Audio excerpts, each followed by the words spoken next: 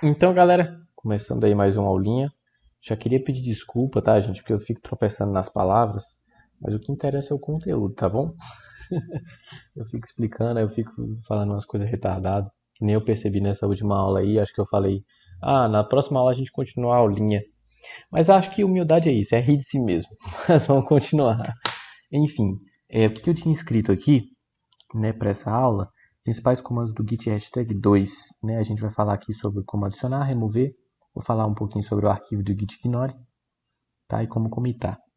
E aí em seguida a gente fala de novo sobre push e pull, né, fazendo na prática como é que funciona esses dois carinhas aqui, já que a gente já configurou o remote, já sabe mais ou menos o que é branch, né, e qual que é o nome do nosso, né, repositório, né, que a gente deu uma label, né, para o nome do nosso repositório e a branch que a gente precisa estar sempre atualizando.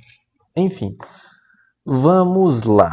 Vamos supor, gente, que eu vou lá e vou salvar esse arquivinho, tá? Eu vou salvar esse arquivo, uso típico do Git. Eu vou salvar ele no nosso repositório teste, tá? Então eu vou lá, tararararara, área de trabalho não, meu computador, vem aqui no C, no champ, no htdocs, no teste, e eu vou salvar ele bem aqui, com o nome de aula.txt, né? Então estou salvando esse cara, né? Salvei ele lá. E aí quando eu volto aqui pro meu repositório, deixa eu dar um clear, eu vou dar um git status, né? Como eu já disse, o próprio nome já diz, né? Já aponta isso, que o git status vai falar a situação do meu repositório. Quando eu dou um git status, você viu que ele apareceu aqui, ó? Falou aqui, ó, um arquivo não foi, não está no Git, né? Eu acabei de colocar esse arquivo lá, esse aula.txt, ele falou, ó, para mim eu não estava fazendo versionamento desse arquivo aí não, né? É ele que você tem que adicionar. E aí, a gente já vai para a aulinha de hoje. Tem como eu adicionar o arquivo, um diretório ou tudo que está no diretório, tá? Em suma, são esses três arquivos aqui. Então, quando eu vou dar um git add, eu posso dar simplesmente o aula.txt, tá? Aula.txt porque ele só tem esse arquivo. Se eu tivesse vários arquivos, eu teria que ir enumerando um por um, um por um.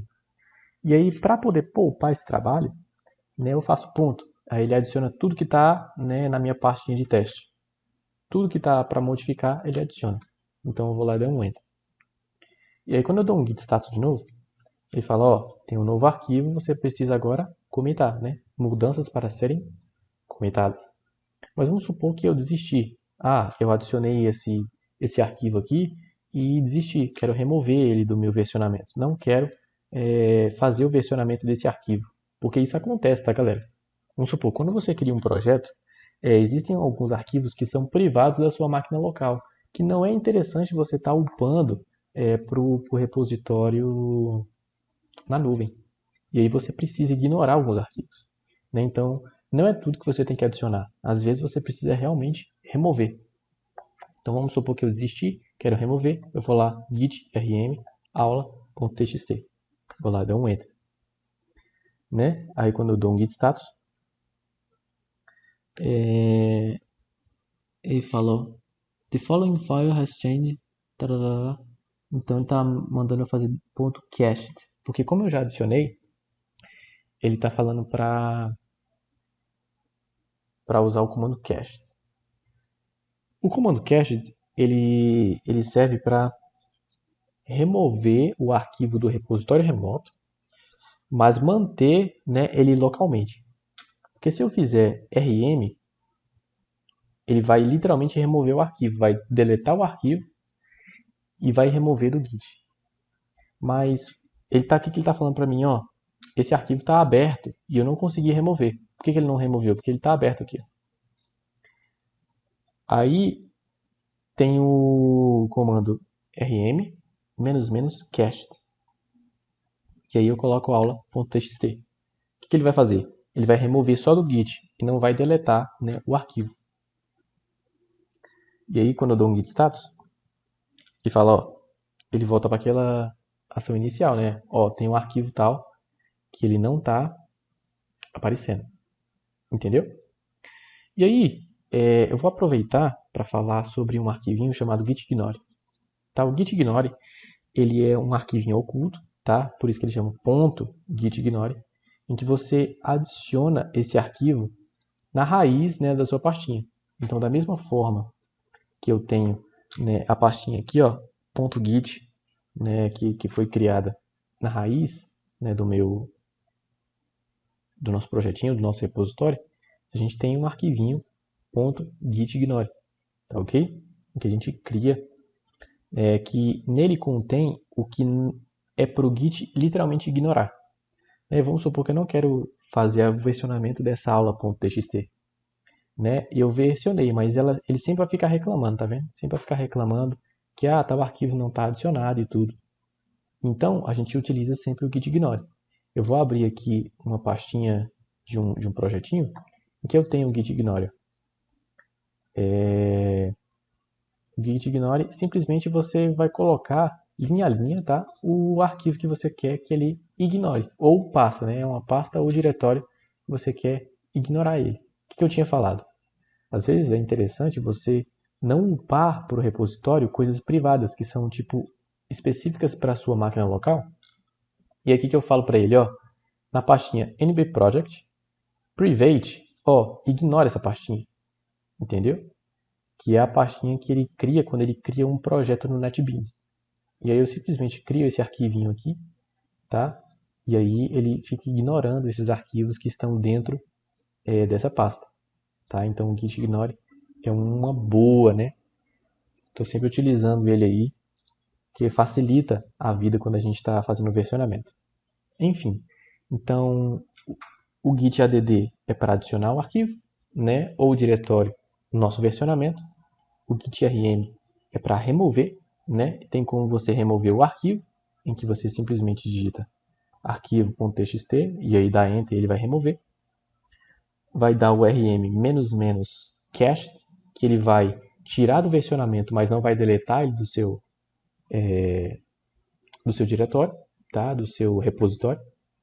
E quando você quiser deletar uma pasta, você tem que fazer "-r" para que ele seja recursivo, né? Então vamos supor que você tinha uma pastinha aqui dentro que você queria excluir, né? Tirar ela do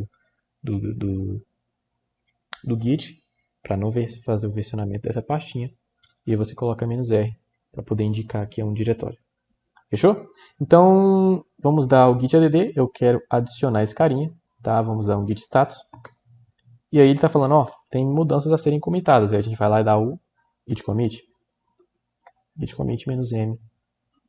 E aí eu coloco, né, o nome da modificação é adicionado, né, aí added the file aula.txt.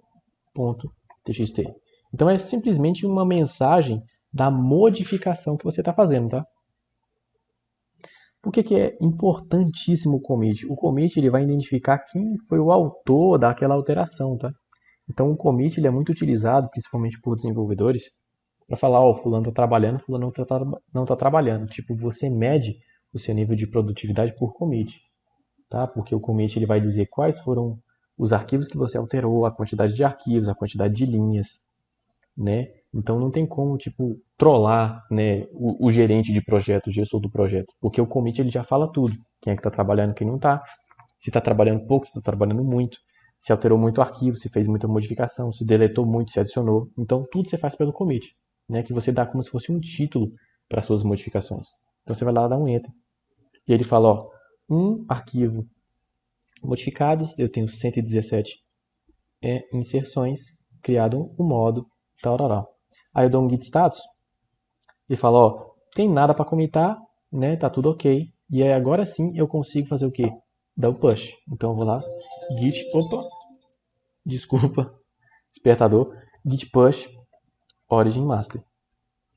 Né? E quando eu dou o git push origin master, lembrando, origin é o quê? É o nome do repositório, né? Que você definiu. E master é o nome da branch, no caso da branch principal do Git. E aí, quando você dá o F5 aqui, ó, você percebeu que ele adicionou, né, a aula TXT no nosso repositório online. E aí eu vou lá no Debian, né, mostrar como você dá o pull. Porque você pensa, eu tenho aqui dois locais diferentes, né? Eu tenho que estar sempre sincronizando. Então, para sincronizar, agora eu só venho aqui, ó, dou um git pull origin master. Eu tenho que dar com o sudo, né, que é superusuário. E aí ele vai pedir para mim o meu usuário e a senha do GitLab para eu sincronizar. Aí, ó, ele baixou, tá vendo? A aula.txt que a gente tinha feito. Tá aqui, ó, aula.txt. Cat aula.txt, né? Tá aqui a nossa aulinha que eu estava escrevendo lá no, né, no Notepad lá no Windows. Então entenda que por que eu tenho aqui uma máquina virtual? É simplesmente para mostrar na prática para vocês que eu tenho dois repositórios locais, né? E um repositório na nuvem, em que os dois têm que estar sempre sincronizadinhos. Então eu fiz uma modificação no Windows, eu dei o push, e aí para fazer no Linux, não preciso copiar e colar, eu só preciso dar um pull, que ele já faz todas as modificações para mim, já faz essa sincronização bonitinha. Beleza, galera? Falou, até a próxima aula.